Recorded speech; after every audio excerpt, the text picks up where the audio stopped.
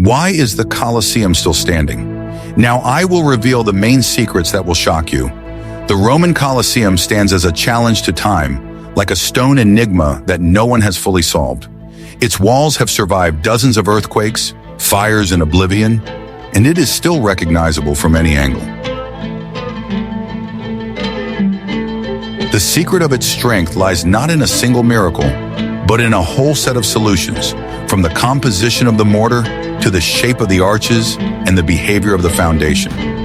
We will figure out why this structure did not fall into ruin, even though there were many reasons for it to do so. Watch the video to the end, and you will learn how the Romans achieved the durability that modern builders still dream of. I will reveal the most closely guarded secret. The Colosseum is held together not by luck, but by a system in which each element works for overall stability. It is not only the stone cladding that is important, but also how the invisible body of the structure is hidden, bound together into a single whole. The Romans deliberately chose a combination of materials that behave differently and compensate for each other's weaknesses. Thanks to this, the monument does not crumble over time, but seems to elastically repel external loads. This approach still amazes us today with its sobriety and boldness of thought. The main framework of arches and vaults distributes stress so that there are no dangerous points where a crack could spread uncontrollably. Forces travel along curved lines, and each arch transfers the load further, like a link in a chain. This load path creates a reserve because there is no single point on which everything depends. If something weakens locally, the rest of the system redistributes the forces. Therefore, individual damages do not turn into a catastrophe. Underneath the arena, there is a wide base that acts as a rigid platform and reduces the difference in deformations. On top of this base, the Romans built levels where each arch helped its neighbor to maintain its shape. The result was a kind of stone forest of repeating elements, which stands not because of one strong detail, but because of their multitude. Such repetition improves reliability because the probability of a total failure drops sharply. This is the strategy of unsinkability of the ancient amphitheater. Dense stone was used for the cladding, while lighter mixtures were used inside, which reduced the overall weight. The lower the mass, the less load on the foundation, and the more stable the structure behaves during tremors. At the same time, the outer shell protected the core from moisture and temperature changes. The result was a combination of a strong shield and a flexible core. This resistance to the environment lasted for centuries and prevented rapid deterioration. The elliptical shape, which has no sharp corners, is also important. This geometry gently distributes forces around the perimeter and helps to withstand ground vibrations. The internal corridors form rings that intercept pressure and dissipate some of the energy. These rings work like hoops on a barrel, preventing the walls from moving apart. The overall effect seems simple, but it involves a surprising amount of calculation and observation. The Romans did not pursue novelty, but relied on repeatability and predictability. They knew exactly how an arch would behave if another one like it was placed next to it. They understood how a vault would bear weight if it was connected to a neighboring vault. Their cautious boldness lay in multiplying the elements they were confident in. This philosophy is what made the Colosseum so durable. Sometimes people say that durability is a matter of chance, but in this case, it was planned. Materials were selected based on location and purpose, not fashion or availability. The Romans ensured maintainability because they knew that something would have to be repaired anyway. Individual sections could be replaced without stopping the work of the entire structure. Therefore, damage remained localized and did not become a death sentence. Finally, the urban environment, where the Colosseum was always needed and recognizable, also played a role. When a building is loved and appreciated, it is repaired, cleaned, and refurbished. It could be used in different ways in different eras, but the common labor and craft market supported its form. As a result, the monument did not fall out of the economic life of the city. This is an invisible but powerful factor in its preservation. Now here's a question for you. What seems most important here? The shape of the arches, the internal grid of the vaults, or the distribution of materials in layers? Write in the comments which details surprised you the most, and be sure to subscribe to the channel so you don't miss our new analyses. Are you ready for the shocking truth? What we found in the old archives makes us look at lime and volcanic ash in a new way. The Romans learned to combine these components to create a durable matrix that is resistant to moisture and time. Such a matrix is not affected by seasonal changes and slow climate fluctuations. It does not simply harden, but continues to work, binding the pores. As a result, cracks are slowed down rather than growing uncontrollably. The Romans did not invent concrete, they tamed it. Their secret was not in one miraculous ingredient, but in understanding how the material behaves after being laid.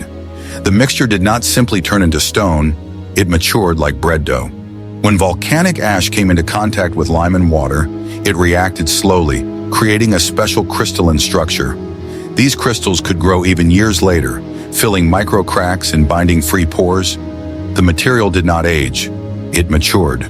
That is why many Roman buildings, including aqueducts and domes, survived more than one earthquake.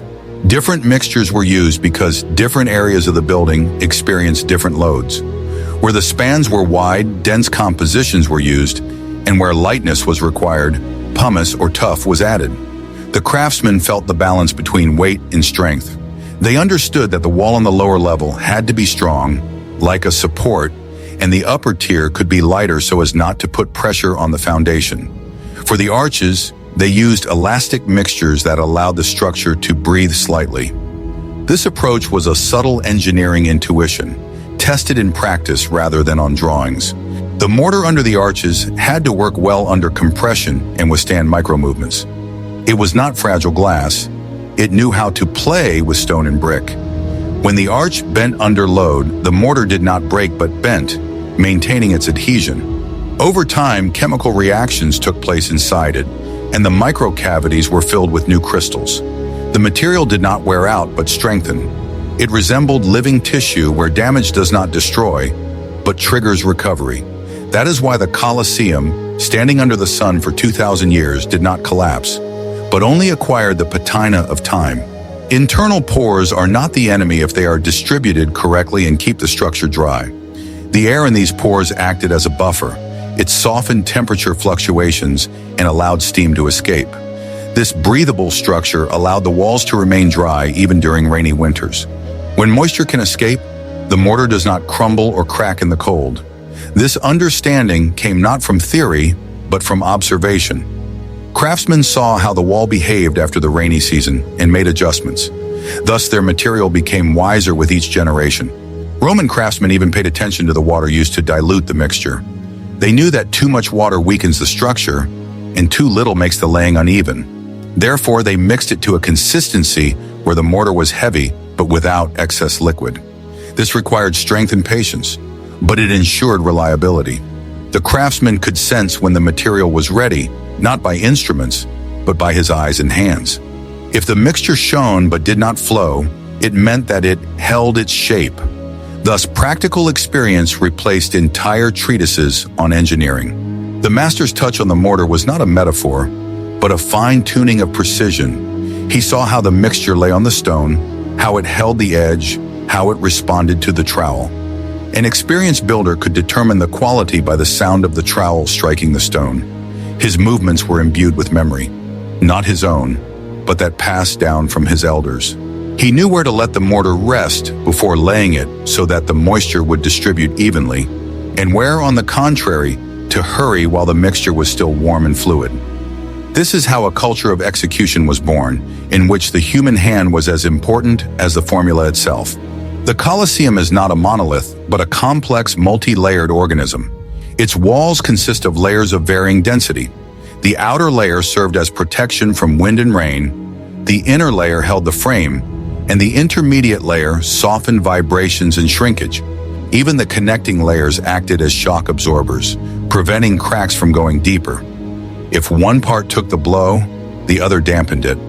Thanks to this, the building breathed and moved, but did not break. The Romans effectively invented a stress distribution system similar to how modern engineers calculate earthquake-resistant structures. The mixture was not mixed at random. Each proportion was based on observation and precision. Details could vary from site to site, but the general principle remained the same: reasonable sufficiency. Do not overload the structure, but do not skimp on the binding either. This made the result predictable. Bricklayers understood that strength lies not in quantity, but in harmony. That is why buildings erected according to the same principles, but by different hands, had the same durability. The system worked because its foundation was not dogma, but practical logic. The more precise the adjustment on site, the fewer problems there would be later in operation. The Romans understood this rule instinctively. They knew how to work with nature, not against it. Walls were not built against rain, but taking into account how rain would behave. Stone was not placed just in case, but in response to specific stress. Therefore, when we look at their arches today, we see not only strength, we see knowledge. This is where the hidden power of old materials lies. It is not in miracles, but in consistency. Logic makes the material immortal because it is repeatable. When everything is built intelligently, water does not destroy it, frost does not crumble it, and time does not break it. The Colosseum stands not because it was a miracle, but because it was designed without a weak link. What do you think is more important for durability? The composition of the mixture or the accuracy of its placement in each layer? And why? In the next chapter, we will reveal what you have never seen before. Unusual solutions that change the perception of how arches and openings work. An arch is not a decoration, but a tool that forces force to flow along a smooth line.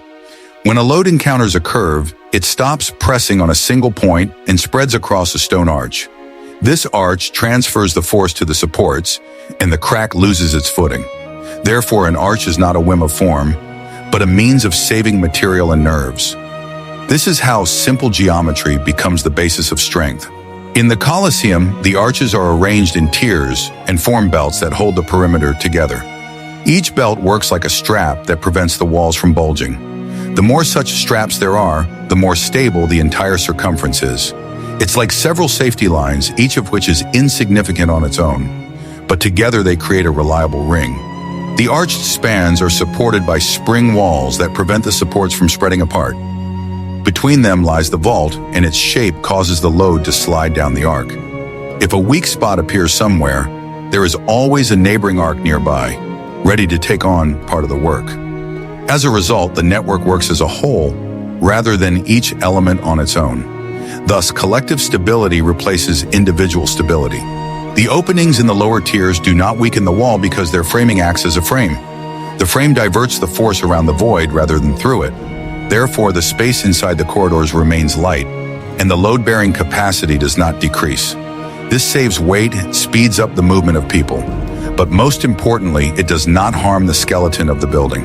The arches are designed so as not to increase the clamping pressure excessively. They rest on a system of columns, which are connected to the walls, forming a stable grid. The grid is repeated many times, and each of its cells is familiar to the builder. This gives confidence that the behavior forecast is correct. Thus, repeatability breeds reliability. The arches act as shock absorbers when the ground vibrates. When the earth shakes, the arch tilts slightly and then returns to its original position. The stones and bricks do not break immediately during this movement, but only readjust themselves. If a crack appears, it often stops at the edge of the arch. This is how geometric protection works. Over time, some of the arches lost their cladding, but the internal skeleton continued to hold the line. This shows that beauty is secondary here, and the mechanics of form are primary. Even exposed surfaces continue to perform their duties. That is why the Colosseum survived the eras when materials were removed from it. It stood firm because it was not held up by its facade. An arch is a compromise between simplicity and efficiency. It can be assembled from small stones and ordinary mortar without resorting to rare materials. It is easy to replicate and repair locally. It is understandable to the eye and to the touch. That is why the arch became the universal language of Roman engineering. The circular arrangement of the arches makes the perimeter look like a wheel with many spokes. Each spoke takes its share of the load and helps its neighbors. If one spoke breaks, the wheel will not fall apart immediately. This logic holds the huge circle in place. Strength here comes from common sense. If you are interested in the history of forms and their logic, check out our other videos about ancient structures and their amazing durability. There you will find even more examples where simple geometry proves stronger than time. The hidden truth that everyone keeps quiet about. The behavior of a building begins at the bottom, where no one looks. The Colosseum stands on a wide platform, and this platform reduces differences in settlement. When the foundation is more uniform, the walls crack less from skewing. A wide base distributes weight gently and without sharp peaks. This is the first line of defense against accidents. The ground beneath the amphitheater is uneven, and the Romans took this into account. They made the foundation thicker where the soil was softer and thinner in more reliable areas. This evened out the deformations, as if the plane was adjusting to the relief. This correction reduced local jerks. As a result, the top remained stable. The ring corridors function as stiffening belts that dictate uniform movement during tremors. Instead of chaos, there is a coordinated oscillation that causes less damage. Partitions and columns connect the levels, making the movement even more cohesive. When everything oscillates together, cracks do not receive any additional stimulus to grow. This creates harmony between the floors. The circumference of the ellipse helps to deal with corner areas, which are simply not present here. Corners are usually places where stress is concentrated, but here they are dissolved into a smooth line. Along the perimeter, there are no points where force suddenly bumps into an obstacle. Therefore, the impact effects lose their sharpness and spread more gently. This reduces the risk of a sudden breakthrough. Vertical seams do not pull the building down because they are crossed by a network of horizontal connections. This breaks the thrust into short sections that are easier to hold.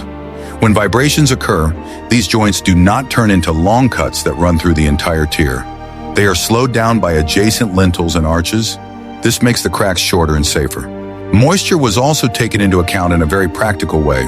Water entering the thickness of the wall had to have a way back out. To achieve this, the gaps and pores were distributed so that there were no stagnant pockets. When moisture does not linger, the material suffers less from cycles, and the foundation does not rot from the inside.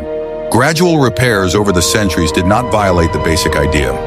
New inserts worked in the logic of the old ones, repeating their dimensions and rhythm. Thanks to this, the structure remained recognizable and functional. It did not lose its main strength. Clear organization, and clear organization lasts longer than any decoration. The modern observer sees pieces of wild history, but beneath them lies predictable mathematics. It does not require a complex form. It is enough to repeat the right solution. This is how a complex organism remains manageable, and this quality turned out to be more important than any one-off records. This is the secret of the building's tranquility. All this together explains why the Colosseum is not afraid of moderate tremors and continues to stand. It was not created for one perfect day, but for a long life with minor inconveniences. Now, a simple question: what has a greater impact on stability, the width of the base or the rings of rigidity around the perimeter? In the next chapter, you will learn how internal corridors and staircases become load-bearing aids under heavy loads. There will be no grandiose statements here, just a calm observation of how the layout works. Ring galleries don't just guide people, they help intercept lateral forces. Each gallery wall supports the adjacent one, and together they create a stable frame.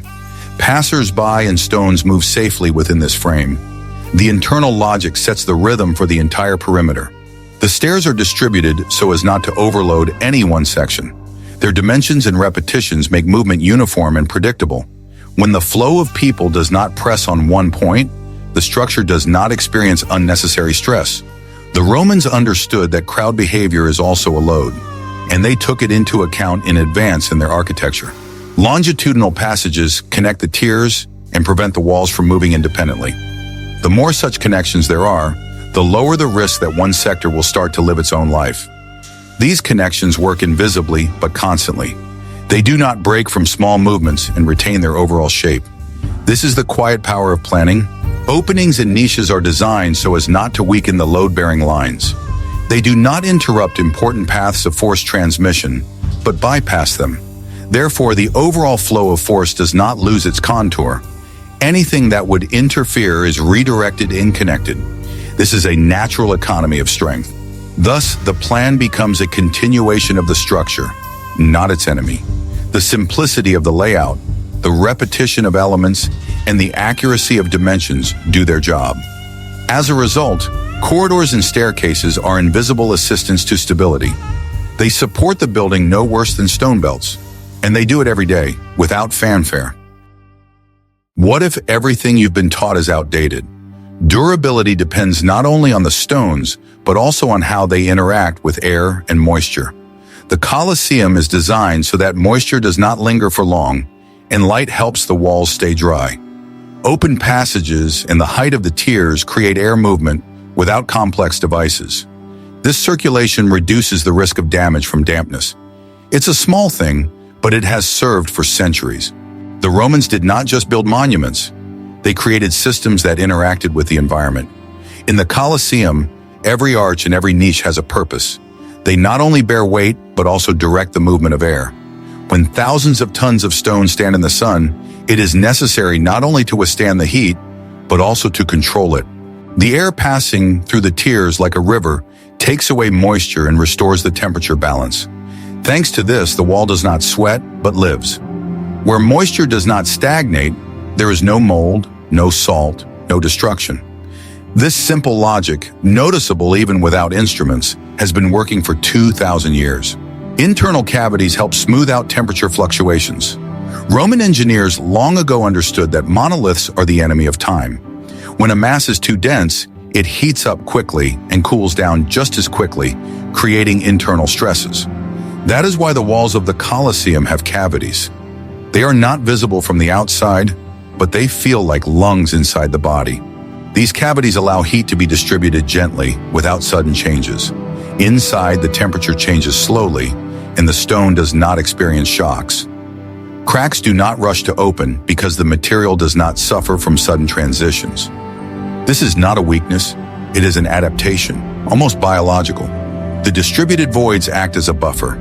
They do not weaken the structure, as one might think, but on the contrary, make it more flexible.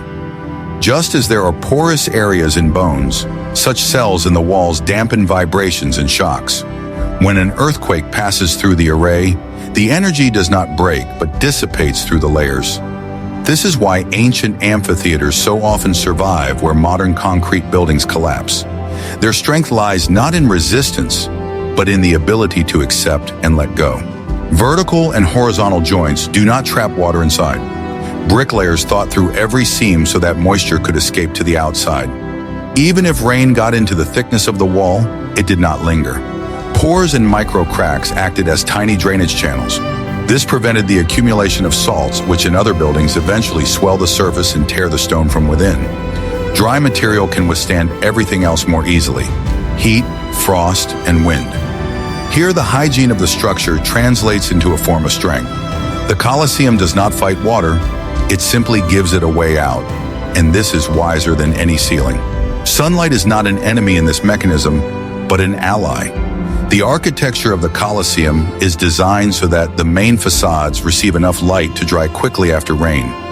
At the same time, the projections and arcades provide shade, preventing overheating. Light and shadow, seemingly opposites, work together as a team. In the shade, the wall rests, and in the sun, it recovers. This way, the surface does not suffer from extremes and lives in a moderate mode. This is not just architecture, but thermoregulation built into stone. The Romans understood that moderation is the best ally of eternity. Even surface care was part of their philosophy. Cleaning dust in deposits is not cosmetic, but protective. Dust clogs micropores, preventing moisture from escaping and trapping it inside.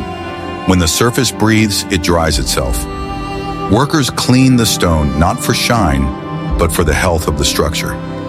Each generation added its own layer of care, which is why old walls do not suffocate under the centuries. A simple rag, brush, and water are the tools that prolong the life of what seemed eternal in itself. The Colosseum has survived to this day not because it was built of special stone, but because it was built with an understanding of how matter lives. Light, air, moisture, even dust. Everything was taken into account. It does not defeat time, it cooperates with it. This is the main difference between ancient engineering. It does not seek to subjugate nature, it learns from it. What do you think is more important for an old building? Ventilation or protection from the vagaries of the weather, and why? In the next chapter, we will take a calm look at historical trials and how the monument has survived different eras. The Colosseum has lived more than one life. It has survived periods of glory and desolation, restoration and dismantling for building materials, and all the while remained itself.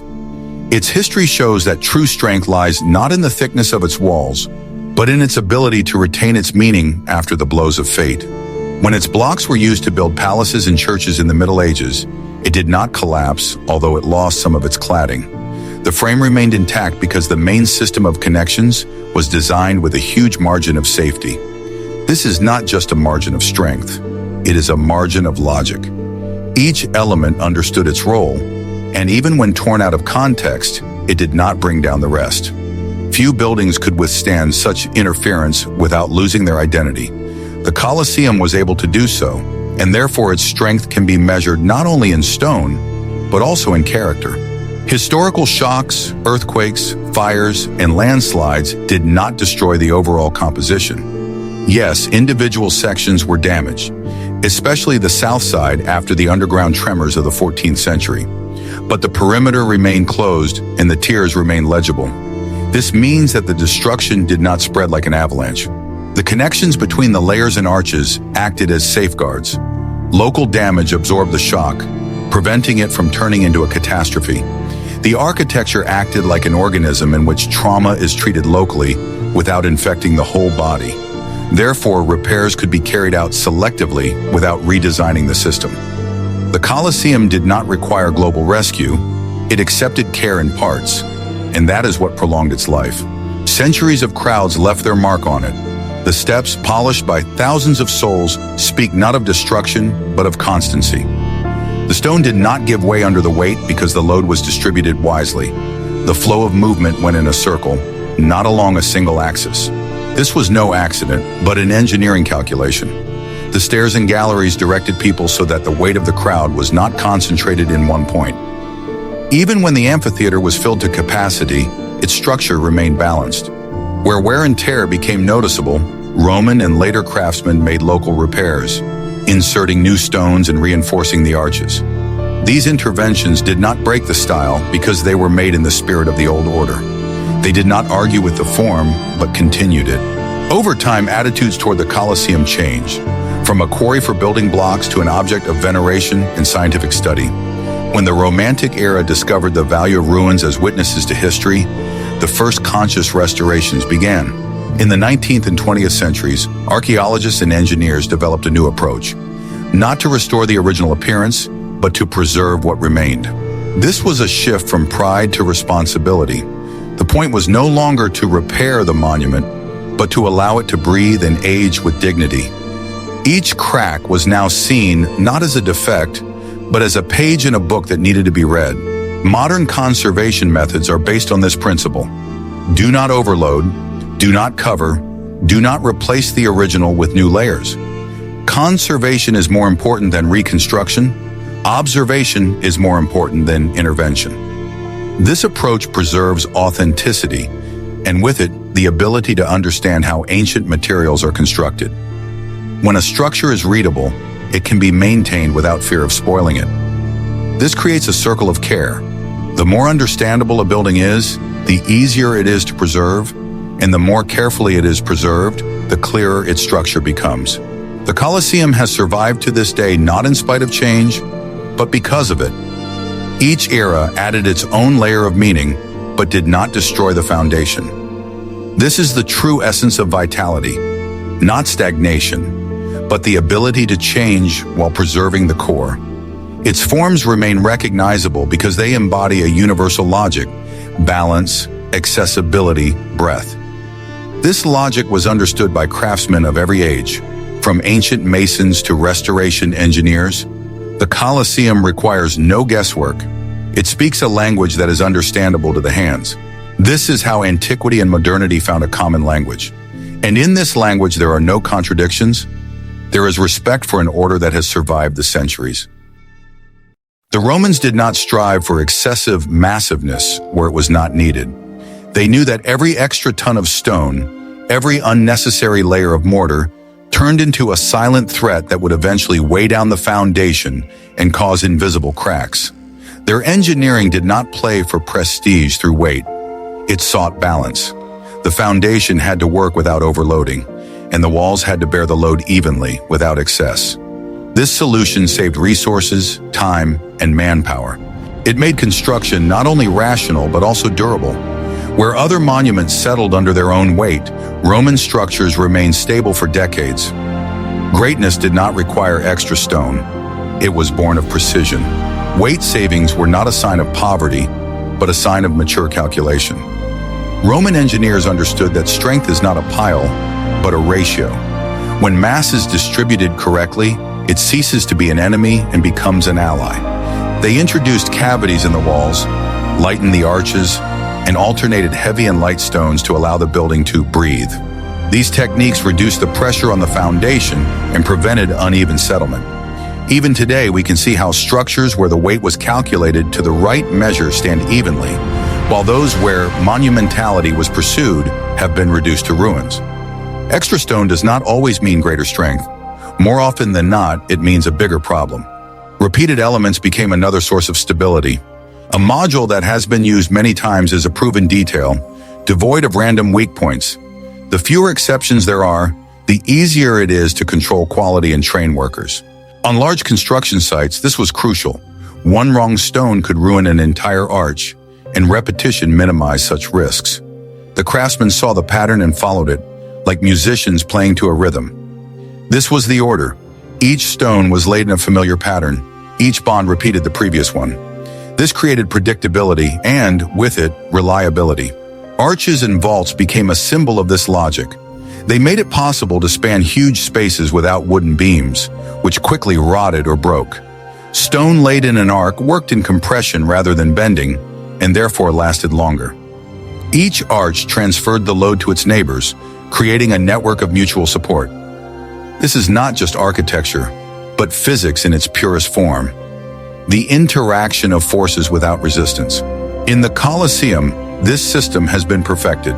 3 levels of arcades not only support the weight of the amphitheater, but also dampen seismic shocks by allowing energy to pass through them. Such a structure does not break. It plays, returning to equilibrium. The lightweight construction has another advantage. It reacts more quickly to changes in climate and soil.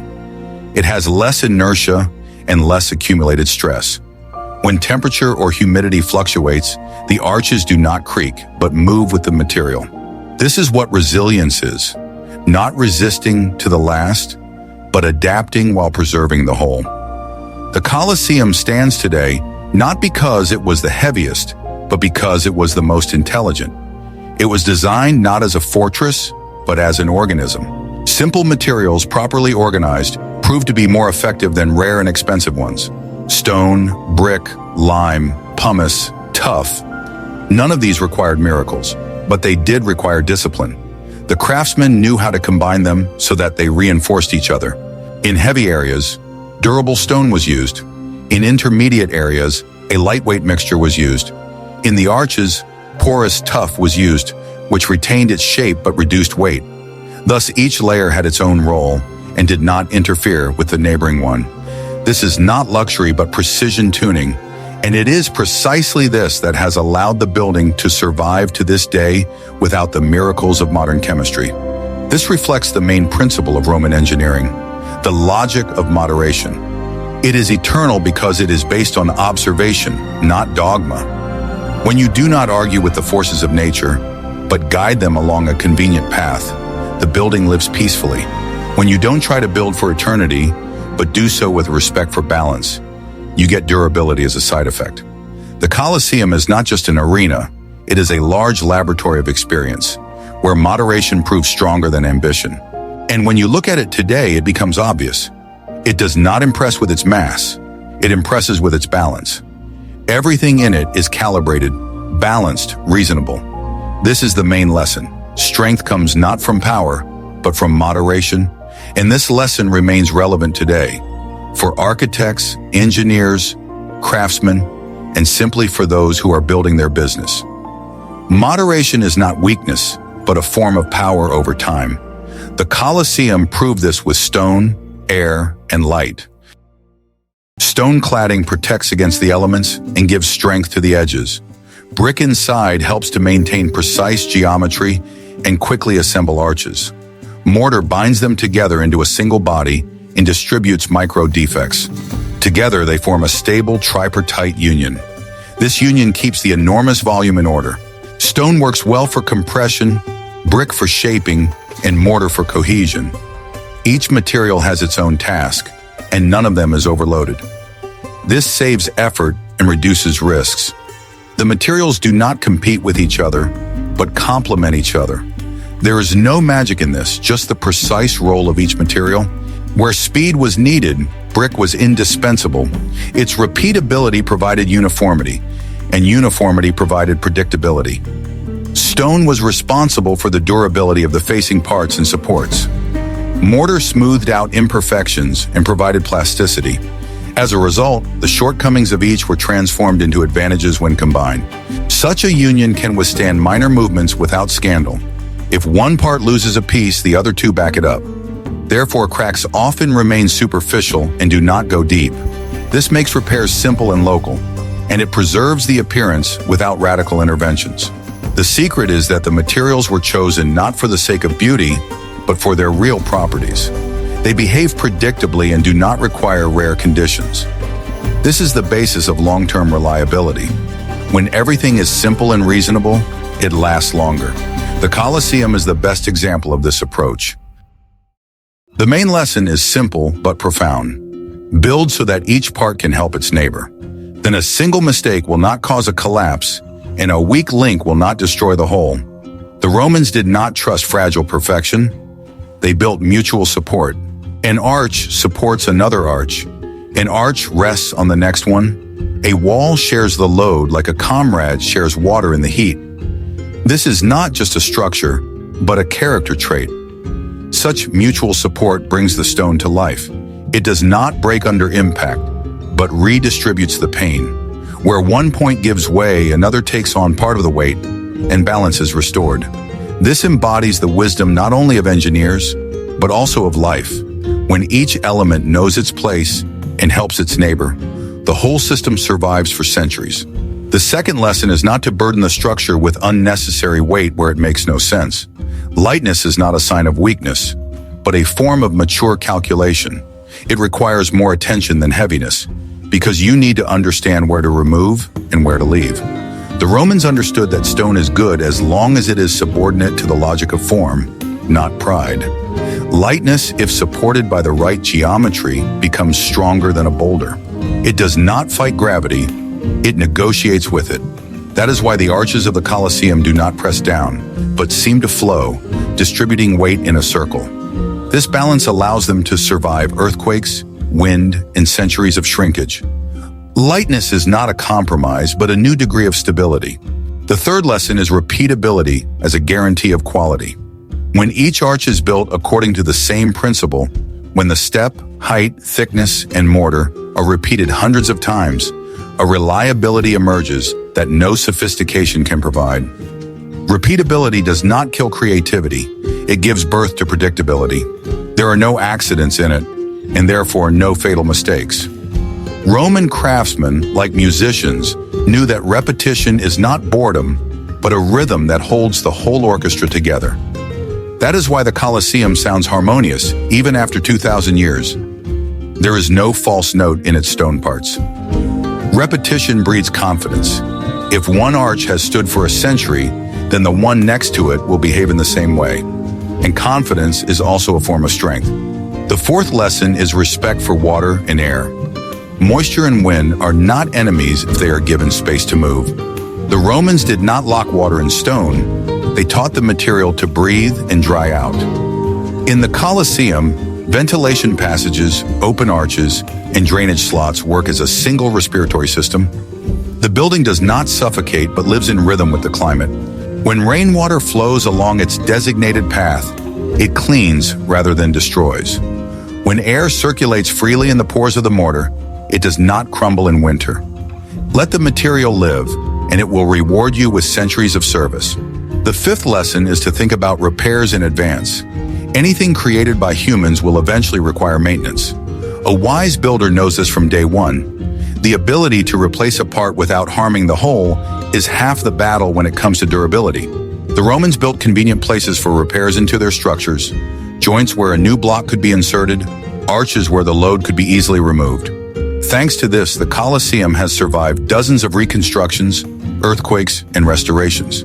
It did not break down from repairs, but accepted them calmly, like a living creature having a wound healed.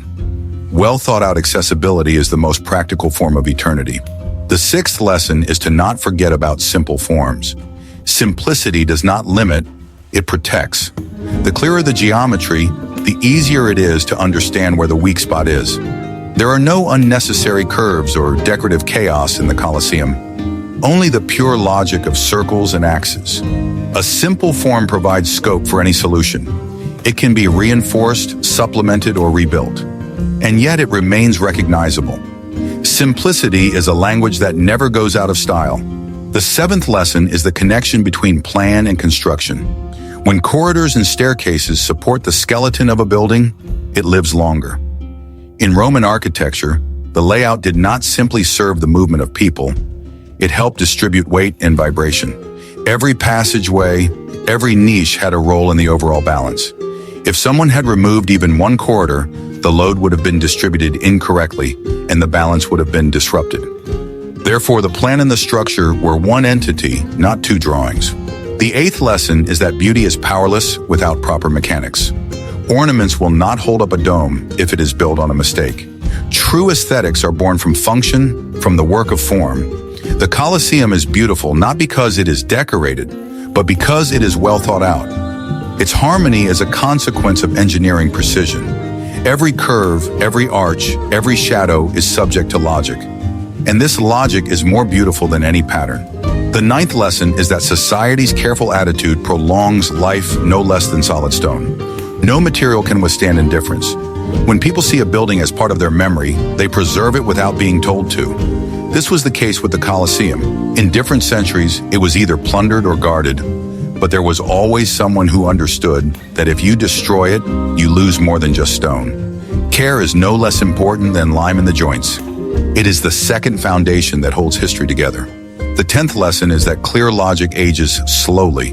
When principles are transparent, masters of any era can read them without translation. This is the secret of the longevity of Roman buildings. They speak in the simple language of form. A 15th century engineer and a 21st century archaeologist understand them in the same way. Logic has no expiration date because it explains rather than confuses. This is why the Colosseum remains with us, not because it is a miracle, but because it is reasonable. It is based on connection, rhythm, and predictability. There are no secrets in it that require mysticism, but there are an infinite number of precise solutions. Those who look closely see that every little thing is part of a big idea, and everyone can take something from this idea: an engineer, an understanding of calculation, a craftsman, respect for detail, an ordinary person, a sense of peace. If we learn to see not only the surface of the stone, but also its logic, we will understand why the ancients were so calm. They did not rush, did not argue, did not compete. They observed. They relied on form, connection, and moderation. These three words still sound fresh today, and the Colosseum continues to confirm them with its presence. Its silence is louder than any slogan because it embodies experience, order, and faith in reason. What do you think about the Colosseum's longevity and its engineering secrets that have survived the centuries? What did you find most convincing? The shape of the arches, the wide base, or the friendship of the materials inside the walls? Write in the comments what other wonders of the ancient world you would like to learn about in our future videos. Subscribe to the channel so you don't miss new episodes, and continue this journey through the intelligent architecture of the past.